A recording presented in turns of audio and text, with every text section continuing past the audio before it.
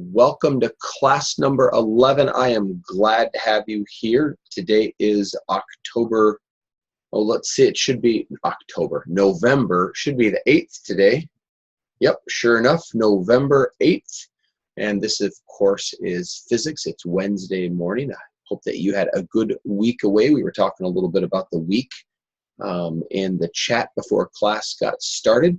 I don't know if it was a normal routine week or something special in your week, but whatever it was, I hope it was enjoyable. You survived it.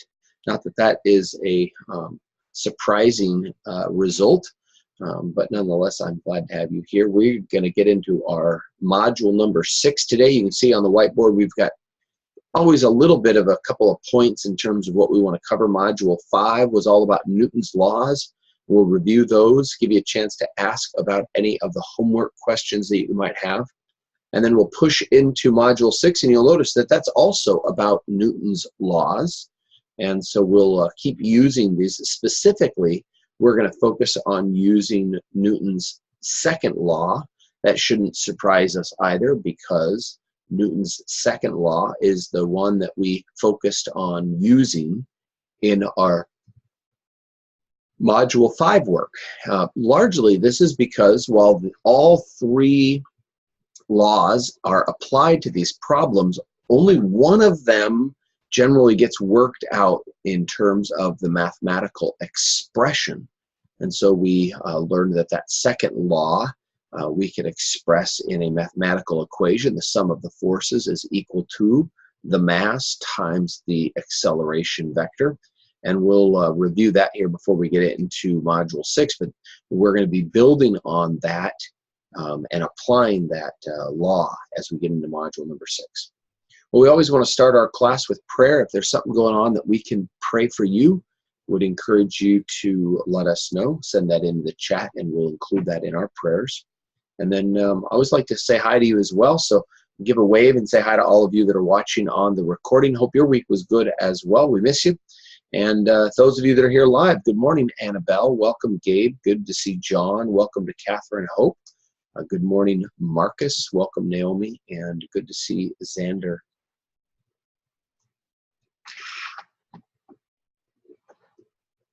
All right, doesn't look like any prayer requests coming in, but we've always got things to pray for, to give thanks and praise to God for. And it's always good to lean on Him and look to Him for guidance and help. So let's do that. Would you join me as we pray? Heavenly Father, we give you thanks for another week and the chance to gather again as a class. Thank you for your faithfulness to us, and I pray that you would help us to be faithful in response. I thank you for these students, and I thank you for their faithfulness to this class, for the work they do each week as they work through the material and try to make sense of it and then apply it to the problems that they're assigned. And Lord, I pray that you would give them joy as they do that, that it would be fun as they go through and are discovering about how the laws of nature really work and apply to the world around them. Thank you that we study your creation, and we do find that there is law, there's design, there is order. And so we know that there is a lawgiver, that there is a designer, that there is a creator behind it all. And in this way, we are drawn closer to you as we study the world.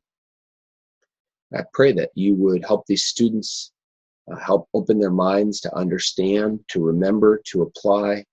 And Lord, that you would indeed grant them faith to believe in you as their creator.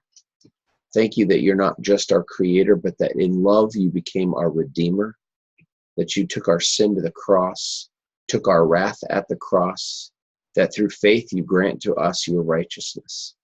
And so we just thank you for that. What a great gift. That's the greatest blessing we could ever ask or hope to receive, that you would grant to us the righteousness of God, so that we might come into your presence, offer you these prayers, that we might have confidence of our eternity. And Lord, we know we live in a world that doesn't support our faith, that in some ways wants to ridicule us for our faith. in many ways just wants to push our faith to the side. And we pray that you would help us not to allow that to happen. That while we may recognize the world won't seek you, that we, knowing what you've done for us, would seek to honor you with our lives. So, Lord, we call upon your name, and we ask for your help, for your presence, and we thank you for your promise that you are right here in our midst. So bless this time and help me as an instructor to be a source of encouragement and guidance for these students as they navigate these waters. All these things we pray and ask in Jesus' name. Amen.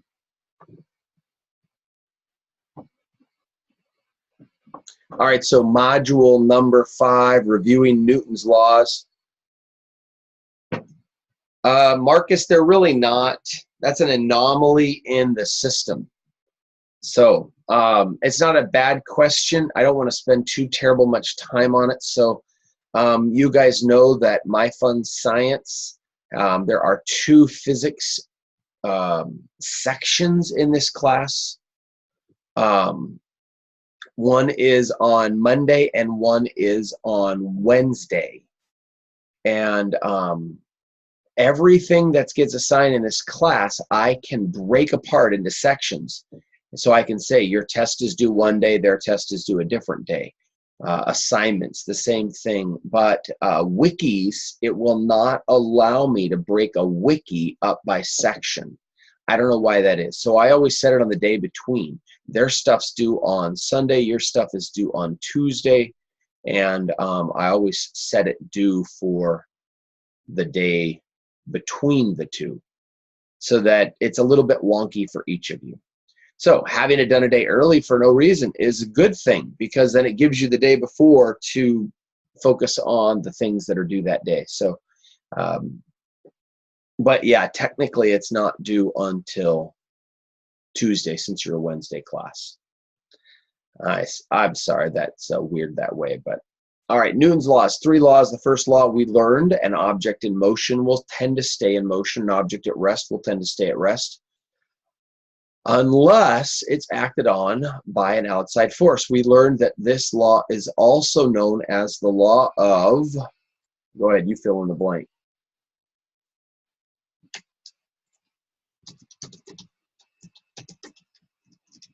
All right, great, Naomi, the law of inertia. That's right, inertia then is the tendency for an object to want to stay in its current state, whatever that state is. All right, the second law, we said an object, when acted on by outside forces, the sum of those forces is equal to the mass of the object times the acceleration. And we express that mathematically, of course. Let's see if I can make my, nope, that's not the right one.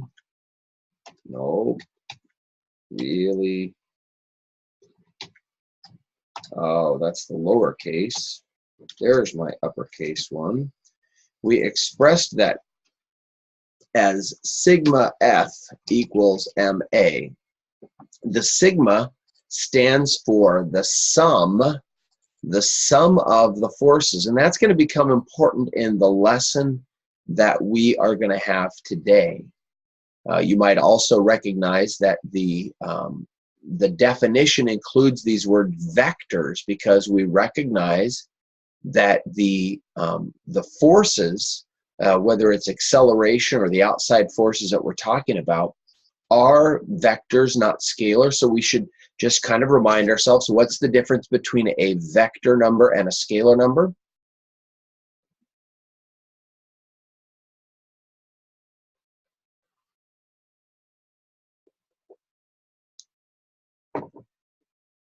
All right, so Gabe says vector has an angle. We might more correctly say direction, right? Yeah, that's right. Gabe corrects himself. Good job.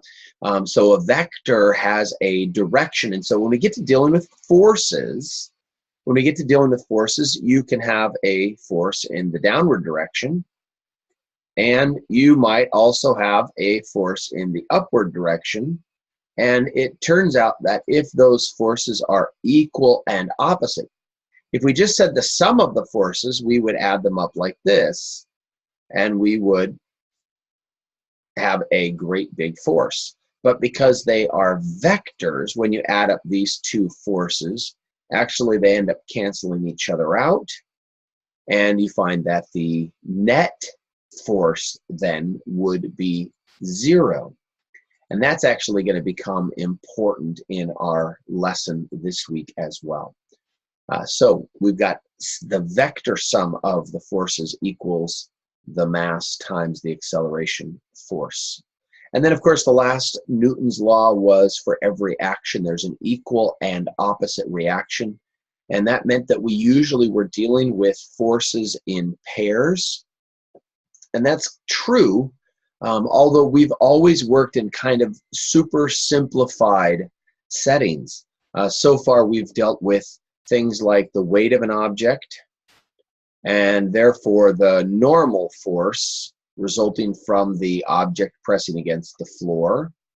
And we've dealt with the force of moving an object, which then we've dealt with the frictional force that resisted the movement of the object. But notice that all of the forces that we've been dealing with so far go in the direction of the X or Y Cartesian plane. So far, all we've been dealing with, pretty simple forces, because they've always been directly horizontal or directly vertical. And so in a way, it's been oversimplified from what would happen in real life, because real life doesn't always happen along the directly horizontal plane or the directly vertical plane, but rather often works in angular forces. And so we're going to deal with that in our lesson this week too, as we go on to apply. And that's going to become important when we think about the sum of the forces when you have things coming out at different angles. Well, the other thing that we focused on in the last module was friction and the frictional coefficients.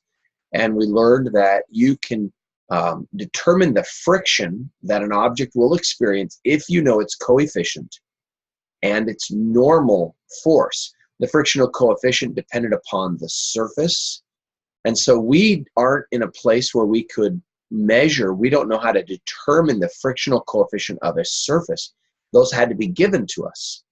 And it turned out that not only is the frictional force dependent upon the surface, but it's also dependent upon whether the object is stationary, whether it's stationary or whether it is moving. And so we were given two different frictional coefficients, one labeled mu s, one labeled mu k, the s for stationary, k for kinetic, and then we had to apply that. We could determine the normal force by knowing the mass. As we said before, if we have a weight going down, then we're going to have a normal force going up. And then we can apply that normal force with our coefficient to solve for the friction that an object will experience. That pretty well summarizes module number 5. And I looked over the homework that you guys did last week, and it looked like you guys did pretty well. But if there were some questions that you had, we can take some time and look at some of the nuances. If your answer was a little bit different than mine, maybe it was a rounding issue or a significant figure issue. Maybe there were some where you were just plain old wrong and couldn't figure out the difference. So are there any problems from our homework last week you want us to take a look at?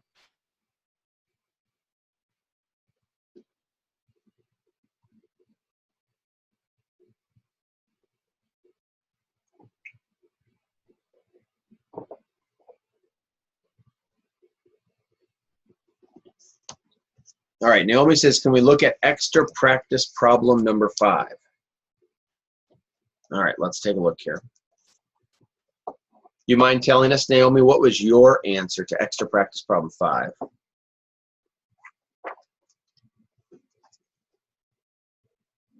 Extra practice problem 5, Marcus, I don't think we actually did. Was extra practice problem 5 the one that I said was optional last week?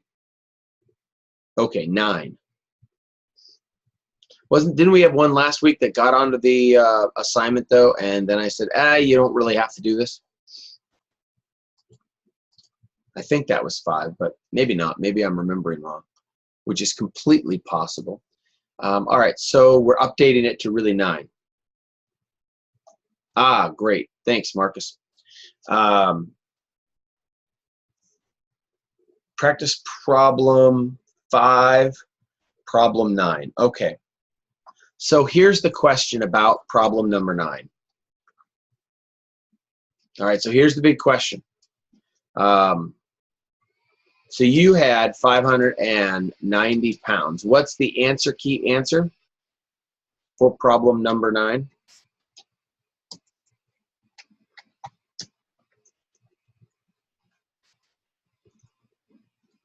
Anybody know? What's the right answer for problem number 9? Extra practice problem number 9. I mean, I could pull up the answer key from my computer if I need to, but I just assumed somebody here would know it.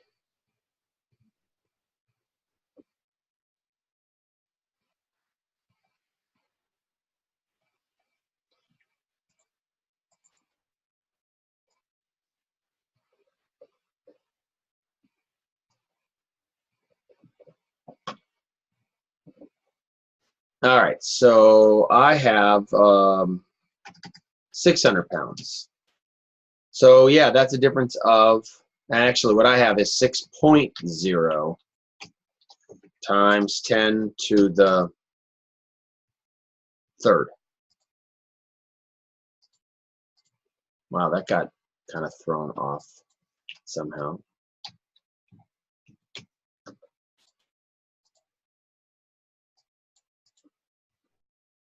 Okay, so definitely a difference of sig figs, right?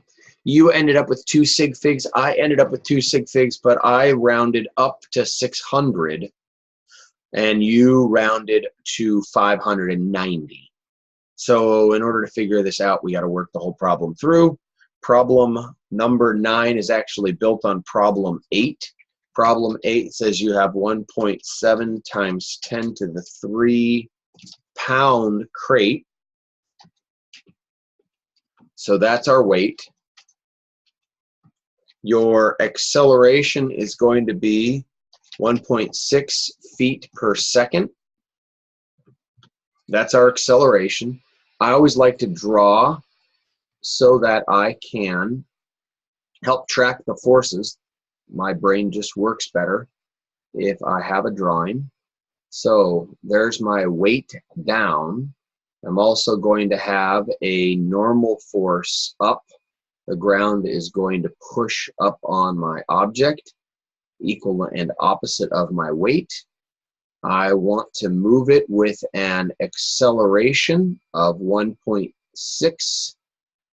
And in this problem, we're going to have friction of some sort, and we have to account for that. Oh,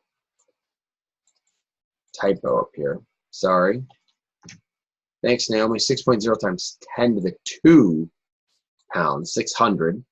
Said 600 when I wrote it. I just didn't. All right.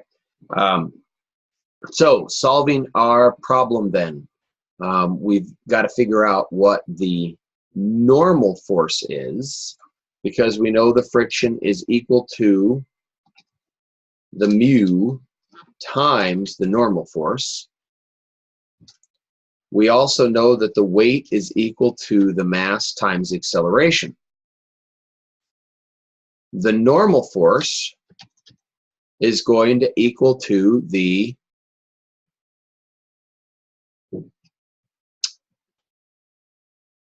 let's see, the weight. Is that all right? So if we have 1.7 times 10 to the 3 pounds down, we can determine what our upward force is going to be. Should be equal and opposite.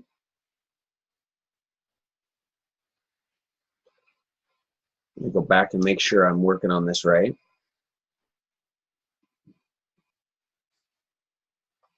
When we determined the force in problem number 8, in order to determine the force here, we've got to figure out the mass of the object.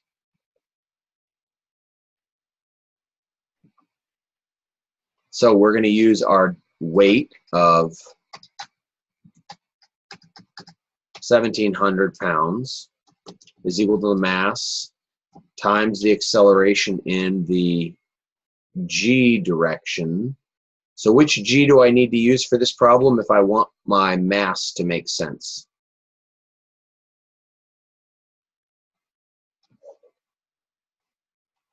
All right, so I've got two suggestions here. One is 9.8, the other's 32. Can't both be right. Why is 32 going to be correct?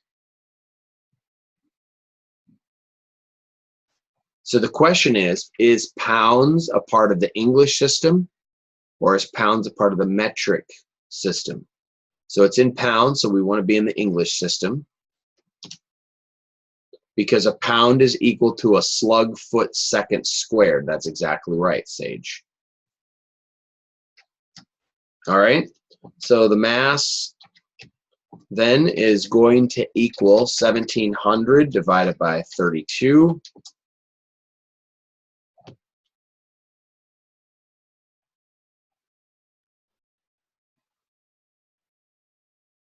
And so my mass is 53.125 slugs. Now, end of that equation, so we will determine significant figures. How many sig figs am I going to have at that point? 2, right? So 53 slugs is my mass.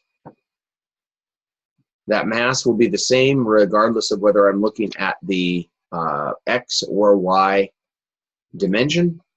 So now we'll move on. We'll take our 53 slugs as our mass, and we'll say, okay, the force is going to equal 53 slugs times my 1.6 feet per second. That's going to give me some force in pounds. So 53 times 1.6 equals 84.8 pounds. Now, done with that equation, think about significant figures. It's going to be 2 sig figs, so it really becomes 85 pounds. That was the answer to the previous question, but you had to know that in order to move on in this problem. So 85 pounds, that's problem number 8. This time we've also then not only got to pull 85 pounds to get it up to speed, but we've got to pull enough to overcome friction. 85 pounds is what it would take to get it to move if it was on a frictionless surface. Now we're going to have to add into that the friction. And we were given our mu's. We were told that mu k is equal to 0.30 and that our mu s is equal to 0.48. Okay, so think about this object. Is the object moving or not moving? Which mu do we want to use?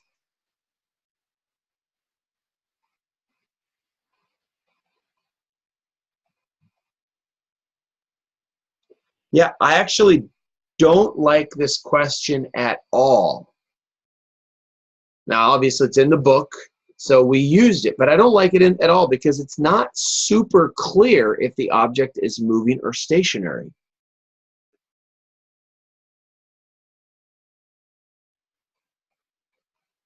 You know, in problem number 10, problem 10 was the tractor and the rock. That problem there says you have to keep the rock moving. So you knew it was already moving. We're keeping it moving. That means it's already moving. In other problems that we dealt with I'm looking to see if one of these was, yeah, so problem 3, being pulled across. Problem 3, it was obvious. In problem 8 and 9, it's not necessarily that obvious. The object, we're told what would cause it to accelerate. It sort of kind of seems to imply that it's maybe in motion and speeding up its motion, but it could have been stationary and going from 0 to that acceleration. So it's not super clear for us. But it turns out that the author assumes in this problem that it is moving, and we need to use K. And since your issue wasn't an issue of which K you use, but sig figs, we'll just use the K and move on. So our kinetic coefficient is 0.30. We know then that the force is going to equal our kinetic coefficient times the normal force. And the normal force is going to be the same as our mass, which should be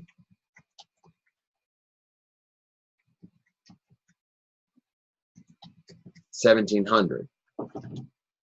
So if I take my 1700 and I multiply it by 0.3, I end up with 510. So now, originally, frictionless surface, we pull 85 pounds of force.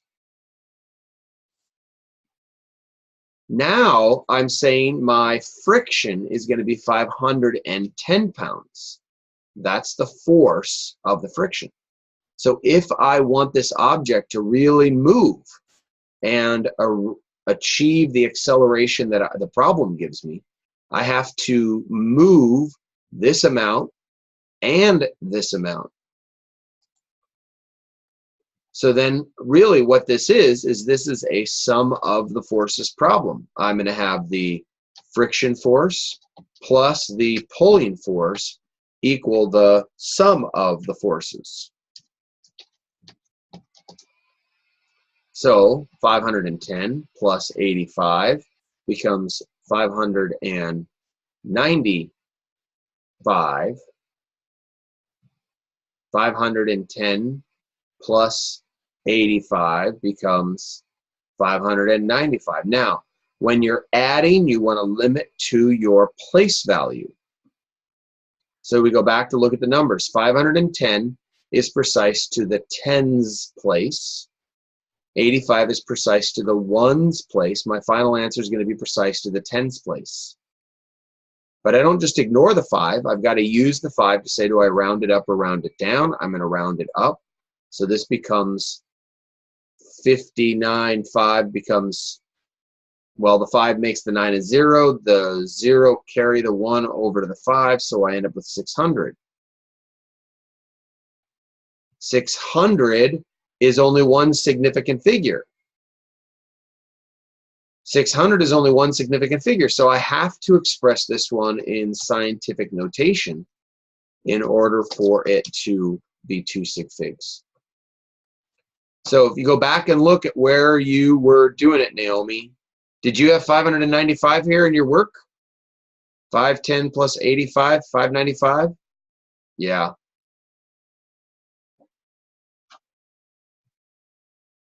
Yeah, it was that, yeah. All that just to be able to show you around in there. But you had to pick a problem that was a 2-step problem that I had to solve problem 8 before I could do problem 9. Okay, anything else then? Nope, that's okay. That's the way it goes. So Marcus, can you help me? Where was your problem? Because the more I learn about the struggles students have going through probably solving these problems, the better I become as a teacher, because I can help give them warnings and teach around those issues. Do you know where your problem is when you look at what I did here? So we'll give Marcus a second to see if he can reply.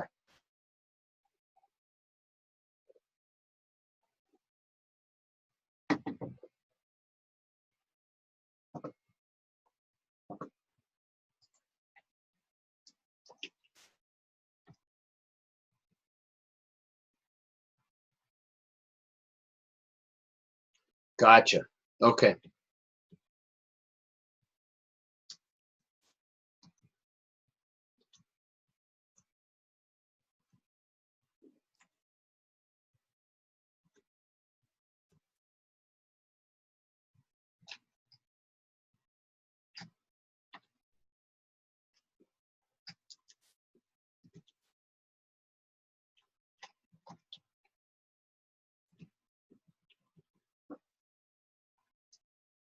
Okay. All right.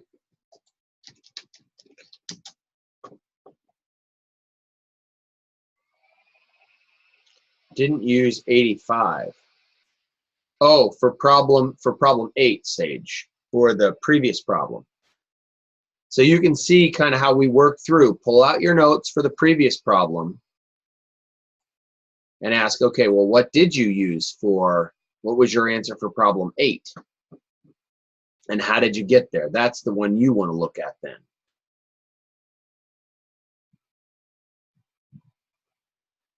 Because the 510 came actually from using the coefficient. 8 was the result of converting our mass. If you just used the weight of the object, if you confused that and got it, oh, interesting, I see. Now that's an interesting error. When you did 9, you maybe, and it would be understandable as a student if they calculated 510 and ignored the 85. That's a very common error where students don't realize, oh, now I have to add that to the force from problem 8. But if instead they just go to figure out, well, what's the frictional force and answer that, that's a very common mistake too. Okay. All right. Any others? How did you guys do on number 10? Anybody have problems on 10? 10 was the tractor and the rock.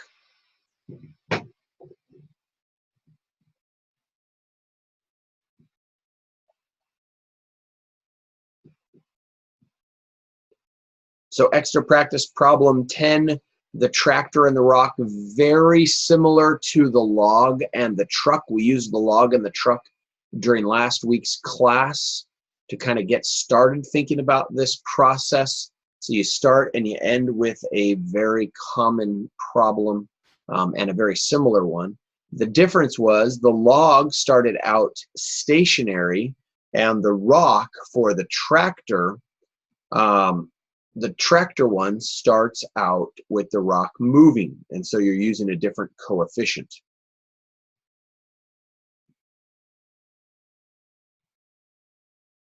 Yeah, that's kind of tough, Marcus.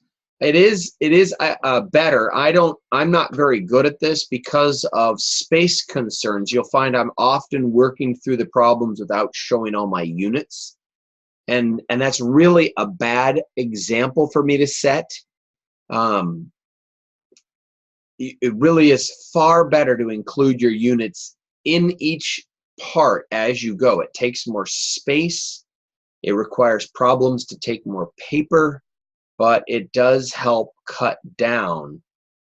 It does help cut down on the number of sig fig errors, because there were quite a few students who did things like that, where they went through and they were answering the problems, but they had the right numbers, but it seemed like they made up a unit, like they were putting kilograms when we were dealing with pounds, or they were dealing newtons when we were dealing with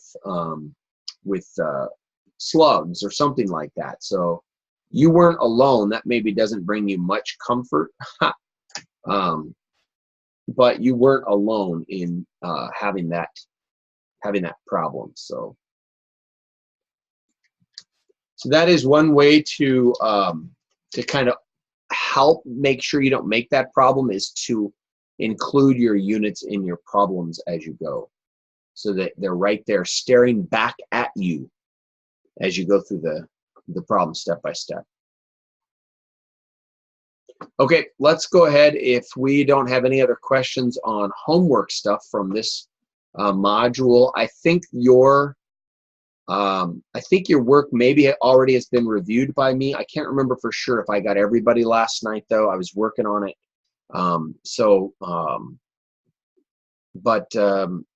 But I will go through it if I haven't gotten everybody, and we'll be giving you guys the credit you deserve, partial and otherwise. So watch for that in the days to come.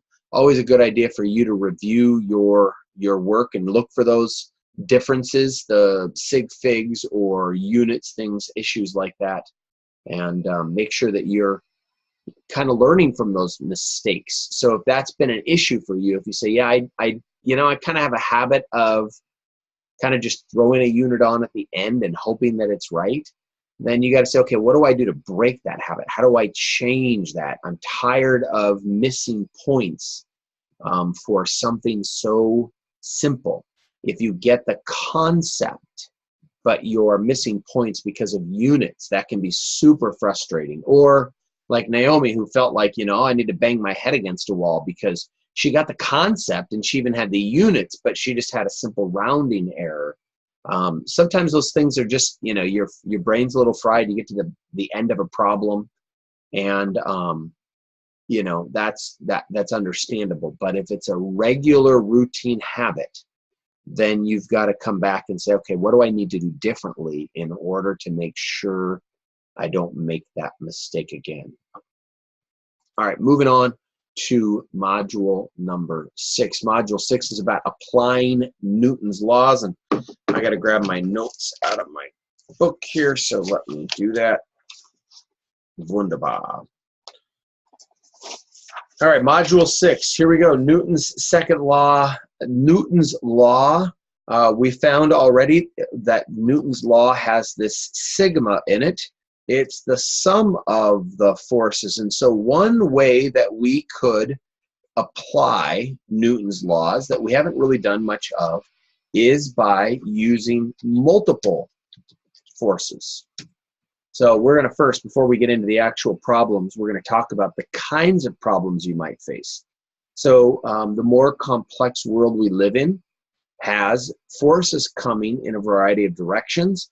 For instance, a lot of times when we first start learning about motion, and you remember this, we will deal with ice. And we'll say, there's a rock on ice. We want to move the rock off the ice. Why did we start by assuming or putting the objects that we wanted to move on ice? Right? Gabe says, because it's frictionless. So it removed a force, but it also removed reality, right? Because we also know that on the ice, you really would have friction, right? Ice is not a frictionless plane, and we knew that because if you tried to push a rock on the ice without friction, your feet would just slip as you pushed against the rock. And the rock may very well move, but you would move also because of Newton's third law. If you applied a force against that rock, it would apply a force against you, and you would go sailing the other direction. So we start off with simple problems where we minimize the number of forces, but we can make it more complicated. As we think about objects in motion, what we haven't dealt with is air resistance. Remember that when we were doing objects in motion in the air, even then we were neglecting or ignoring air resistance. But if you've ever experienced air resistance in a significant way, my wife and I, not so much anymore, but we used to run several times a week. And if you've ever been out running in the wind, boy, you can tell the difference when you're running in the wind, if you're running into the wind, versus if you're running with the wind, when the wind's at your back. When the wind's at your back, you actually,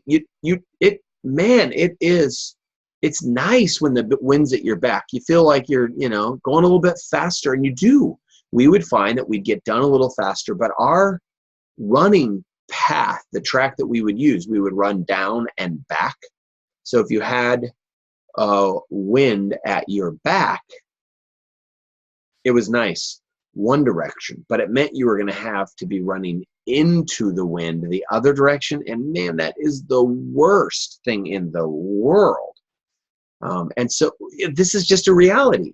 If we are going to talk about forces and running, for example, we could talk about the force, the downward force applied by my feet. That gives me the traction. We could talk about the forward force of my running. We could talk about the air resistance or the wind factor. And honestly, a lot of times when you're running, you have a side wind where it's shear wind, where it's coming at you from the side. That's going to affect you. And you maybe don't notice it much when you're running. If you have ever been out canoeing, you notice it though. If you're canoeing, when you're trying to canoe forward, if there's a side wind, you find yourself always going off course. So you have to actually adjust your vector if there's a side wind so that you end up going where you want to go. We can think about these things if we remember that we've got all these vector forces at play and combining them together using Newton's second law. Well, that's one way we could apply Newton's law. Newton's law also could be applied if we're talking about angular forces. So now, I said earlier in our class today, so far we've limited our experience to forces that were directly up and down. And we've limited our forces to forces that were directly horizontal. So you had weight, which was pressing down. You had the normal force that was pressing up. You had the pull or the push that was going one direction. You had the friction that was going the opposite direction. But in real life, problems tend to not be so parallel to the Cartesian plane. And so we're going to practice doing different problems this week where we are going to be dealing with angular forces, where the forces will go off at some angle. Now, this should remind us of work we've already done in modules 3 and 4. In modules 3 and 4, we were dealing with problems like this. And when we had a problem like this, how did we solve a problem where the vector angle, where the vector went out into one of the some angle from the Cartesian scale? How do we solve this? If it went out with in the x and the y direction. Do you remember, how do we solve this problem? Yes, that's exactly right. We had to break it into its x and y components.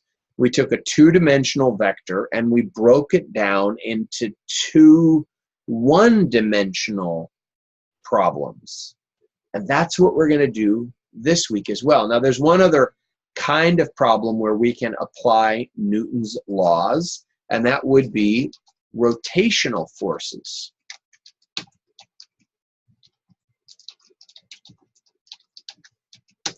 Rotational forces. So far, we're only talking about straight lines.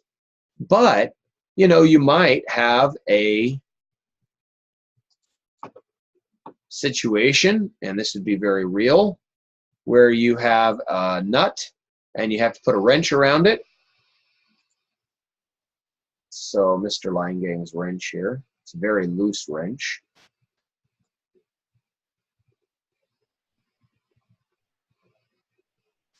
No one ever said he was a good artist. All right.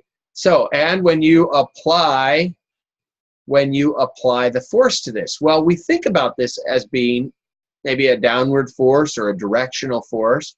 But we know that we're not going to get very far before the direction of that force has to change, because ultimately what we're going to be doing with this wrench is coming around sort of in a circular fashion, and we'll be dealing with rotational forces. And so we're going to need to learn how to deal with rotational forces. Well, we're not going to deal with rotational forces in this week's lesson. See, what I should have done, Gabe, in order to solve my stripping problem is I should have drawn the wrench first and then drawn the nut. There you go. Now, you could tell this is not, I should be careful about this. I was about to say this isn't an American-made wrench, because you can see it's not very straight. It's very poorly made. Otherwise, it would be perfectly, anyways, never mind. Okay. So our next week's lesson, the second half of Module 6, will focus on rotational forces. This week's lesson is going to focus on angular forces. And so we're going to work on angular forces, and I'll kind of just work through one of the example problems, maybe two of them. We might have time this morning to work through a couple of sample problems. But before we get into the problems, so let me erase a little bit of this, because we don't care about rotational forces today. Before we get into the problems, we can talk a little bit about something called transitional equilibrium. When we get done with this, we'll take our break. Transitional equilibrium, or translational equilibrium, excuse me. Translational equilibrium. So we know that the second law says that the sum of the forces is equal to the mass times the acceleration. So what if all of the forces combined? What if when the forces are all combined together, they equal 0? So the net force is 0. What does that tell you about the right-hand side of the equation? What does it tell you about the items on the right-hand side of the equation? If the left side is 0, what do you know must be true? All right, now, can mass ever be 0? If it is, we're not talking about matter, because matter, by definition, has mass and volume. So now that's a different thing, right, Marcus? So here, we're not going to be able to apply forces to energy in the way that we are here. So in this regard, acceleration has to be 0. If the sum of the forces is 0, then the acceleration must be 0. Now, the question that follows up, just to kind of confirm our thinking, if acceleration is 0, is the object in motion or is the object stationary?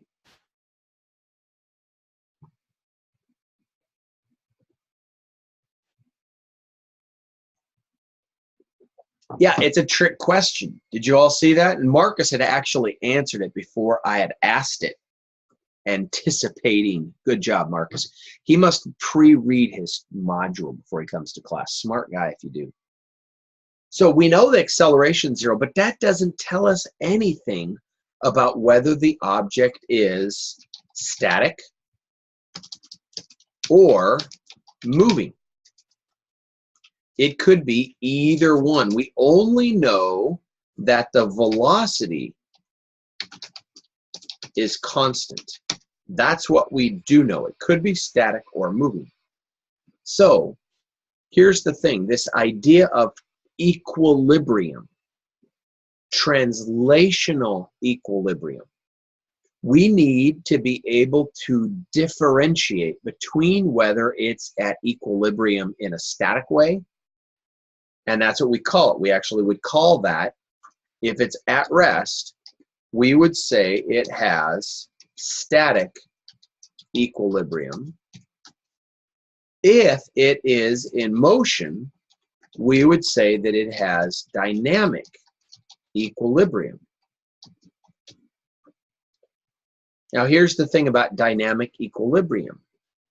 For an object to have dynamic equilibrium, it's actually pretty unusual. For an object to have dynamic equilibrium, it's usually pretty unusual because it means all the forces that are working on an object equal 0. And when an object is in motion, it's very unusual for its velocity to be constant because there are so many other factors. There's drag, there's wind resistance, there's the weight of the object being pulled on by gravity. We have all this stuff going on. So far in all of our problems, we've never had an object in dynamic equilibrium. The good news is we're still not, because dynamic equilibrium is a very, very, very small slice of physics, and it's a rather complex one. So our focus in this module is going to be on objects that are at rest, objects that have static equilibrium. And that's going to make things a little bit easier because what it tells us is that the sum of the forces is going to equal 0. And we're going to find that that is a helpful thing. If we know everything we're working with has to equal 0, then that's going to allow us to manipulate them a little bit differently than what we've done so far. So this module, Module 6, is always going to be dealing with static equilibrium, objects that are at rest. All right, now we'll look at the specifics of that when we come back from our break. I'm going to give you about 4 minutes, so I'll see you then. Chat's on. You're welcome to visit with your classmates while we are on break. If you need to step away, now's a good time, and I will turn the music on for us to enjoy while we are on break. So see you in just a few.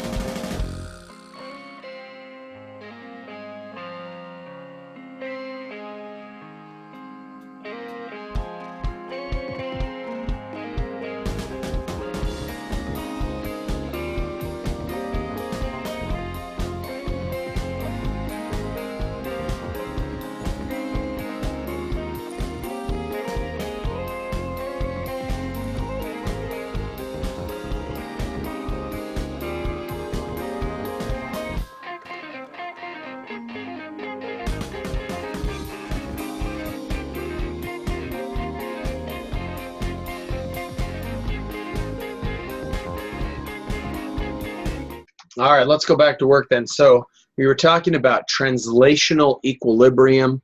It can be thought about in two different ways: static equilibrium, where an object is at rest, or dynamic equilibrium, where an object is in motion. Much more complex. Our focus is going to be static equilibrium, an object at rest. So we will know that the object is going to always have the sum of the masses, or the sum of the forces, excuse me, equal to 0. So we can think about objects, and how are these objects going to differ in this lesson than previous ones? Well, one is we are going to think about them not as sitting on the ground.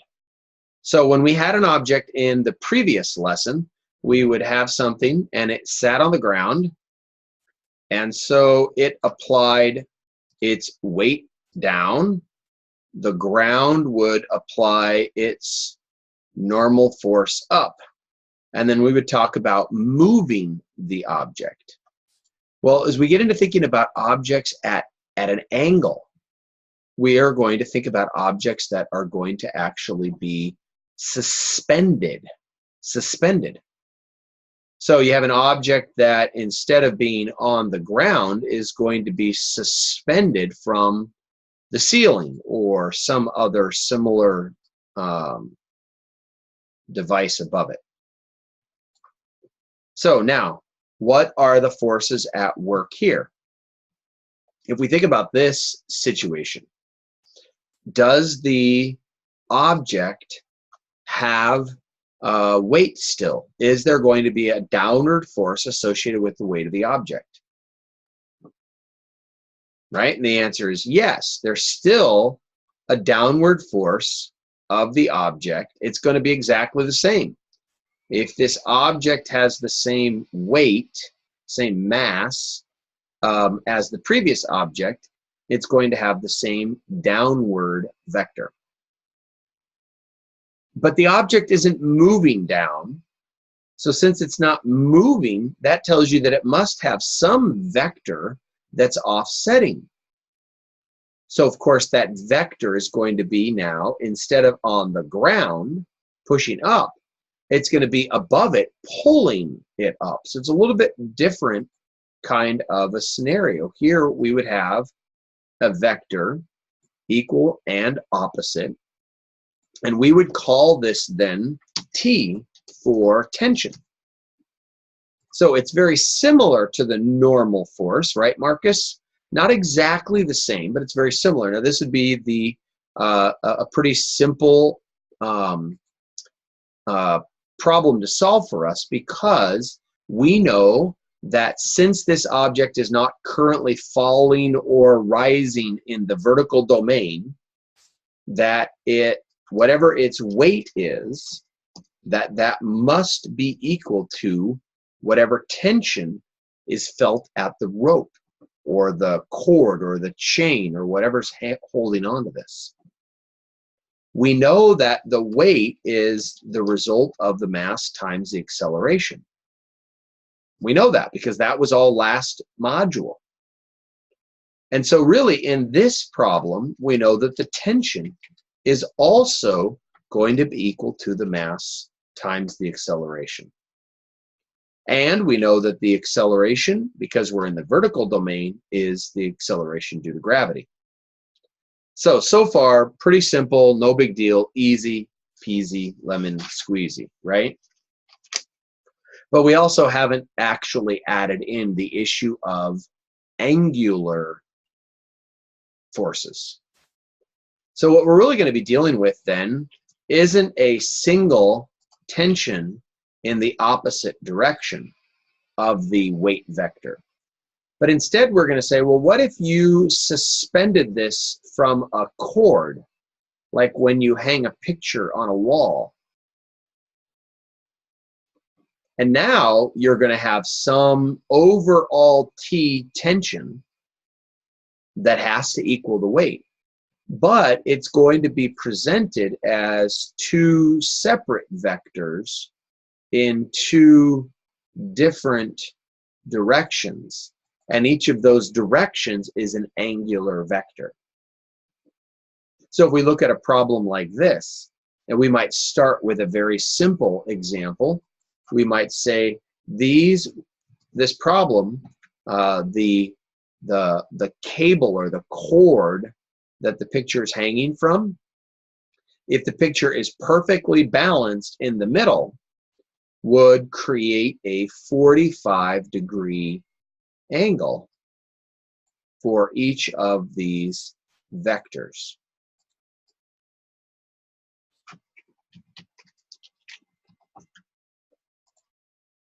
So this would be the simplest of the problems that we might face if we were to look at a problem like this, where we have some weight in the downward. We know that whatever these two tensions are should offset this perfectly because the object's not moving. Because we know that the sum of the forces is going to have to equal 0.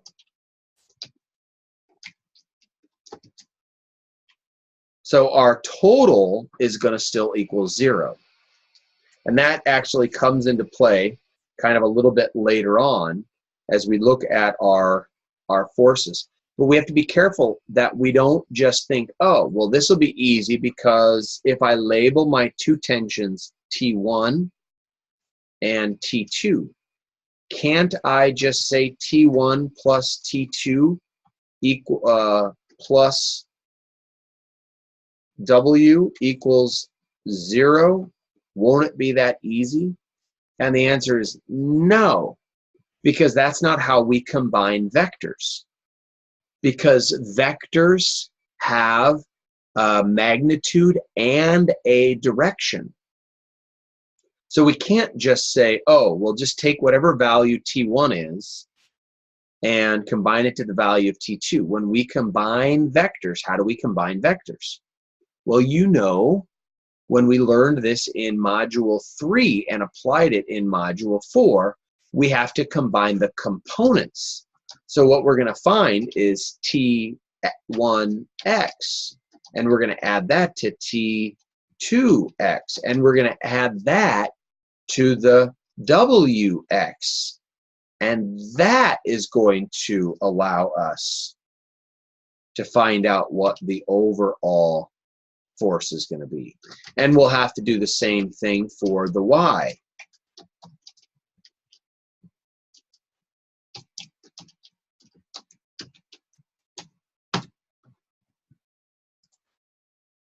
All right, so we're going to practice doing this by solving an example problem from Module 6. It's going to be the first example problem they give you. If we have enough time, we'll solve the second example as well, which is a little bit more complicated, but still not terribly difficult. But we're going to solve this example problem so we can see how this works out. Now, the example problem that they give us in the book actually is exactly this problem. 45 degrees is our angle. We have an object that's hanging. In the book, it's a picture. For us, it's a red box, but it doesn't really matter. The force is 50.0 newtons. That's the downward force of the object.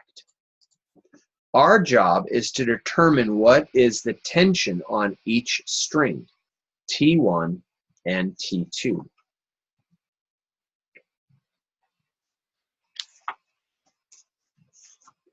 All right?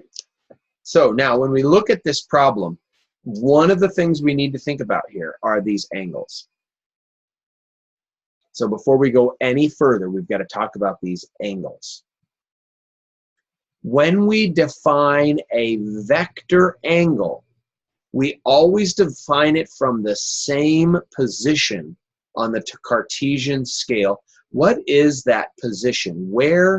From where do we define a vector angle?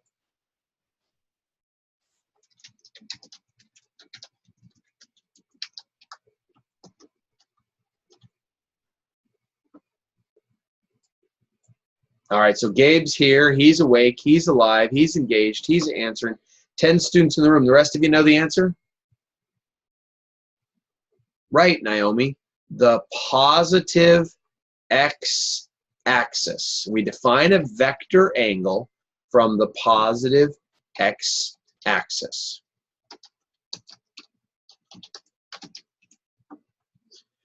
So let's think about that.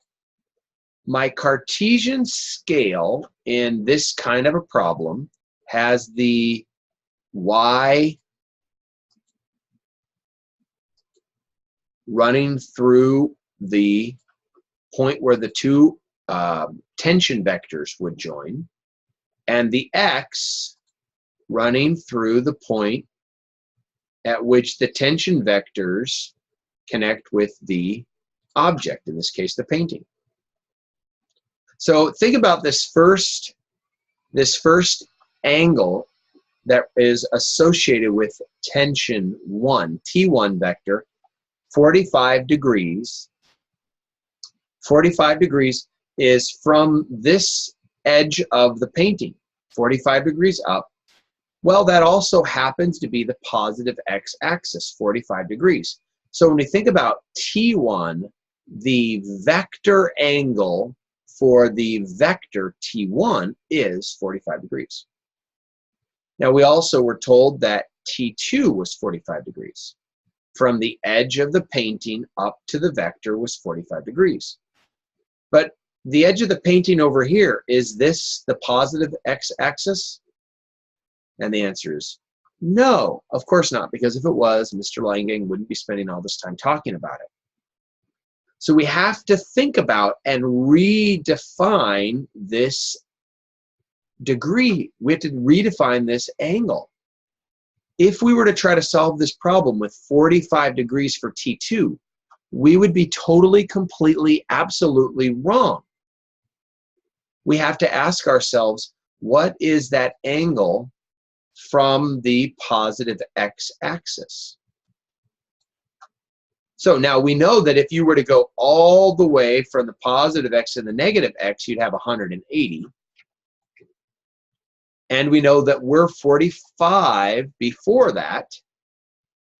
So 180 minus 45 is going to be 135 degrees.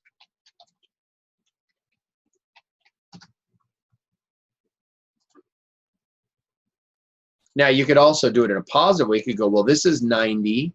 If this was 45, that means this is 45. So 90 plus 45 is 135. Either way, you get 135 degrees. So T1, the angle is 45. T2, the angle is 135. But we have this third vector. Does anybody see the third vector? We have T1, we have T2. What's the third vector? I showed it to you on the last slide when I was reminding us. Yeah, it's actually, we would label it probably W. Here it has the N next to it because it was something in newtons, right? But it's really the W vector. It's the weight. What is the angle, the vector angle? What's the vector angle of W? So again, it's straight down, but if we're going to define that from the x-axis, we've got to come all the way around. Now, that doesn't help because you can't see my arrow inside the red box, but there's an arrow in there, just imagine. All right, fine, because I feel bad, and I want you to see my arrow. All right, there, I finished it in black. So what's that vector angle going to be? Well, we know this is 90. We know this is 90. We know this is 90. 9 and 9, 18, plus 9, 27, 270 degrees, right? So our angle for W is 270 degrees. Now that all of this is going to become important as we start to define our X and Y components. Why? Because we learned that you can determine the X and Y components by taking the vector and multiplying it by the sine or the cosine of the angle, right? So we know that the x component is going to be equal to, and I should label this 1, the x component is going to be equal to the vector magnitude times the, let's see, x is going to be cosine of the angle. And we learned that we can take and find the y by taking the magnitude of the vector and multiplying it by the sine of the vector. You with me so far? Nothing new here. Piece of cake. Okay, well, let's go ahead and solve this part of the problem then. What is T1x going to equal? Well, we have a problem. Notice the problem? I don't know what T1 is. We don't know T1. So here's what we're going to do. We're going to let T1 ride for a little while. We're just going to include it in the answer. So we'll get out our calculator.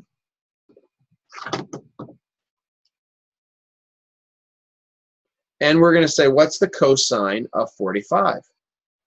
Now, the cosine of 45, my calculator says, is 0.707. Whoops, my finger didn't get the 7 first.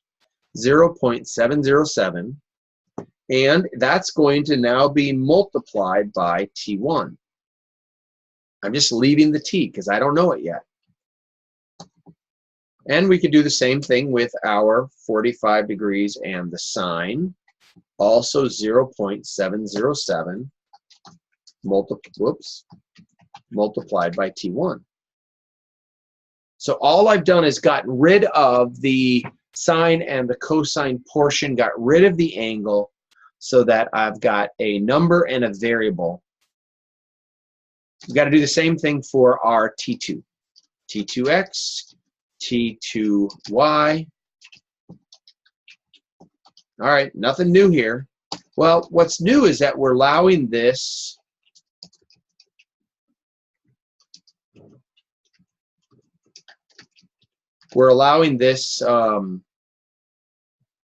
T1 variable to kind of hang out. We're going to deal with it a little bit later. So cosine, this time my angle is 135 degrees. So just do the same thing, 135, take the cosine. It's negative 0.707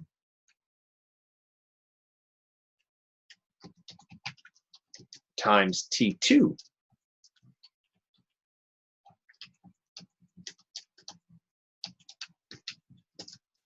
And we'll take the sine of 135, which should be 707, and it is equal to 0.707 times T2.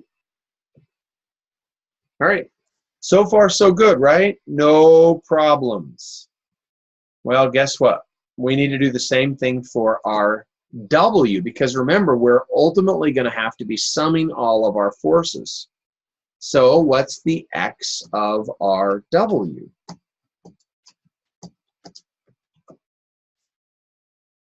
Well, when we do W, we actually know what the magnitude of the vector is. We know that it's 50.0 newtons. So then we can multiply it by its angle, the cosine of 270, and 50.0 newtons times the sine of 270. All right, 270 cosine. What's the cosine of 270? 0. So what's the x component of W? 0. That shouldn't surprise any of us because we're on the x-axis. So what? We don't have an x component to this vector. Yeah, that's right. See, think about that. You could go back and look at the other ones and think the same thing. Here's T1. I had a positive, and I have a positive.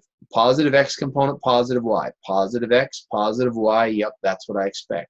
Here's my T2. Negative x, positive y. What does that mean? It means I went left, that's negative x, and up, positive y. Yep, that's exactly right. Exactly what I expect. When I do the w vector, there is no x component. It's straight down. My x component should be 0, and sure enough, the cosine of 270 is 0. But what's the sine of 270? The sine of 270 is -1. So what's my y component? Well, it's going to be minus 50.0 newtons.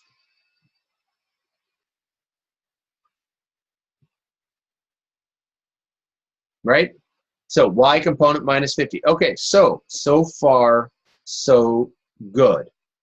Now what we learned was that the sum of the forces, let's see,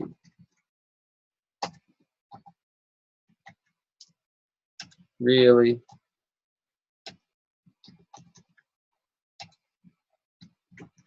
You're not going to let me do this, are you? All right, my sum sign doesn't want to show up. My sigma, all right, the sum of the forces should equal 0, which means the sum of the forces in the x should equal 0. The sum of the forces in the y should equal 0. All right, Gabe, see you later. So here's what we want to do. Since we know that the sum of the forces is going to equal 0, we're going to set all of our x's together. So 0.707 times T1 plus negative 0.707 times T2 plus 0 equals 0. Here's what I did. This is my x component for T1. This is my x component for T2. And this is my x component for W. I set them all to 0. Now, what we want to do is we want to actually solve for either T1 or T2. So in the book, the example they do, they solve for T2. So let's solve for T2. So we can subtract from two sides, do the algebra, work your way around. I'm not going to bother you with the algebra details. You should be able to handle the algebra, but ultimately what you end up with is 1 times T1 equals T2. So in this case, here's what we know. And this isn't a surprise to us because the angles are the same. Whatever the magnitude is of vector T1, the magnitude of vector T2 is going to be the same. They're going to have different directions, but the magnitude will be equal because the angles were equal. Now, every problem we work, that's not going to be true. Matter of fact, most problems will have different angles. So you'll end up with something more complicated. It'll be T2 equals something times T1. In this case, it happens to be 1. But it might be T2 equals 0.756 times T1, or whatever it is. It doesn't matter. In this problem, because the angles are the same, the vector magnitudes are going to be the same. But whatever it was that we solved for, now when we add up our T2s, when we add up, our y components, we can actually insert this into the equation. So watch how this works. Now, when I add up the y components, it would be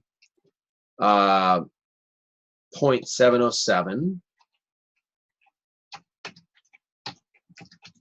times T1 plus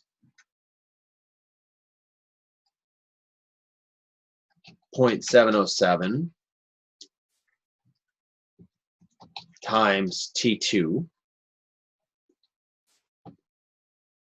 plus a negative 50.0 newtons equals 0. But where I have my T2, in order to get one variable instead of two variables, I'm going to go back to the previous problem. And I'm going to take my answer because I solved for T2. So this is a trick you learned in algebra. If you had two equations, two different expressions with the same variables, you could solve for one of the variables and then use that, insert that into the other equation. And that's what we're going to do here. It's exactly right. It's called solve by substitution. So now my equation becomes 0.707 times T1 plus 0.707 times 1 times T1, which really is just T1, but I'll leave it that way just to give you the satisfaction, minus 50.0 newtons equals 0. Now you can do the algebra to rearrange this equation and solve for T1. And when you do that, you'll find that T1 is equal to 35.4 newtons. Now, since we know that T1 times 1 equals T2, we can go back and plug that in. So T2 is going to equal 1 times 35.4 newtons, which of course is 35.4 newtons. Now I'm showing that step because, remember, if the angles are different, that 1 is going to be different. So you would actually need to multiply it. Don't just assume in this problem T1 and T2 would be the same, but it's not always going to be the case. So you've got to take your T1 you solve for, go back and plug it into the equation so you can solve for T2. And there's what our vectors are. T1 has a vector of 35.4 newtons and a direction of 45 degrees. T2 has a magnitude of 35.4 newtons and a direction of 135.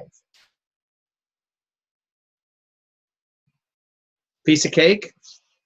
I'm going to pause here and give you guys a chance to ask questions. So all we did was we determined the x and y components of every vector present. We made sure we adjusted our angles, the given angles, so that they were vector angles referenced from the positive x-axis. Then we combined our x components and solved for one of the unknowns in terms of the other unknown. Then we solved for the other component, in this case the y component, substituted in our solution, and solved for the one unknown. Used that to go back into the previous solution, and we determined what our vectors would be. All right, that's about it. Here's your homework for the week then. Pages 177 through 188. Remember, as you're reading through, work through the problems as they solve them. You'll be doing the example problems 6.1 and 6.2. We just did 6.1 together. Now do it on your own, following through the steps in the book. That gives you good practice. The solutions for examples and on your own are available to you so that everyone should get all of those points. You'll see that you've got 4 on your own problems, 2 example problems. That's 6 sort of practice problems for you to work through before you get to the practice problems. 6 on your own, 3 practice problems, 3 extra practice problems. Enter your answers into the class 11 assignment, and then experiment 6.1. Actually do when you come to class, Marcus, because no wiki this week.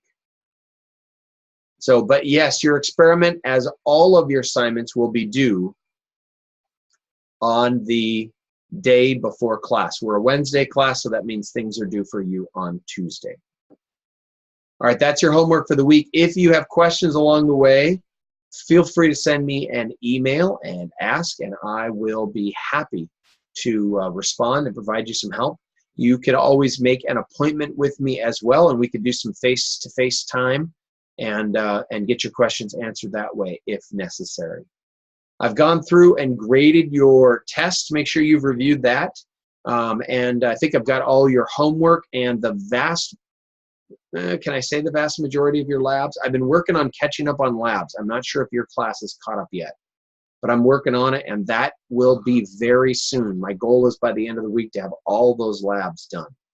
So my apologies for being behind on that. That's unfair to you, and I don't want to make any excuses. I just want to apologize to you for that, and then tell you I am working hard to correct that. So that will be done by the end of the week. All right. See you, everybody. Have a great week. Blessings to you as you go. See you next Wednesday.